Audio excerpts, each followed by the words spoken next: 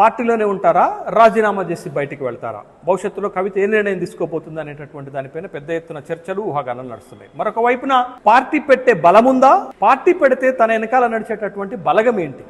బలగము ఎంత కల్వకుంట్ల కవితకి అనేటటువంటి విషయాలపైన చర్చ జరుగుతుంది. ఒకవైపున కల్వకుంట్ల కవిత బయటకు వెళ్ళి తెలంగాణ జాగృతి పేరుతోటి పార్టీ పెడతారనేటటువంటి ఊహాగానాలు కూడా వస్తున్నటువంటి నేపథ్యంలో ఎందుకు కల్వకుంట్ల కవిత కేసీఆర్కి ఈ లేఖ రాశారు అనేటటువంటి విషయాన్ని కనుక మనం చూస్తే, లిక్కర్ కుంభకోణంలో ఇరుక్కొని అరెస్ట్ కాకముందు కల్వకుంట్ల కవిత బీఆర్ఎస్ పార్టీలో ఉన్నటువంటి తన పాత్ర, ప్రాధాన్యత, లిక్కర్ కుంభకోణంలో ఇరుక్కొని తీహార్ జైలుకు వెళ్ళి బెయిల్పై విడుదలైన తర్వాత బీఆర్ఎస్ పార్టీలో తనకు దక్కుతున్నటువంటి గౌరవం, తనకిస్తున్నటువంటి ప్రాధాన్యత, తన పాత్ర బేరుజు వేసుకున్నటువంటి కల్వకుంట్ల కవిత ఖచ్చితంగా తన అరెస్టు తర్వాత పార్టీలో తనకి సముచితమైన ప్రాధాన్యత దక్కట్లేదని, తనకు సరైనటువంటి పాత్ర ఇవ్వట్లేదని, తనకి సరైనటువంటి గౌరవం ఇవ్వట్లేదు అనేటటువంటి ఒక అభిప్రాయానికి వచ్చింది. కాబట్టి ఏప్రిల్ 27 నాడు రజతోత్సవ సభలో జరిగినటువంటి అంశాల పేరుతోటి నెగిటివ్ పాజిటివ్ ఫీడ్బ్యాక్ తోటే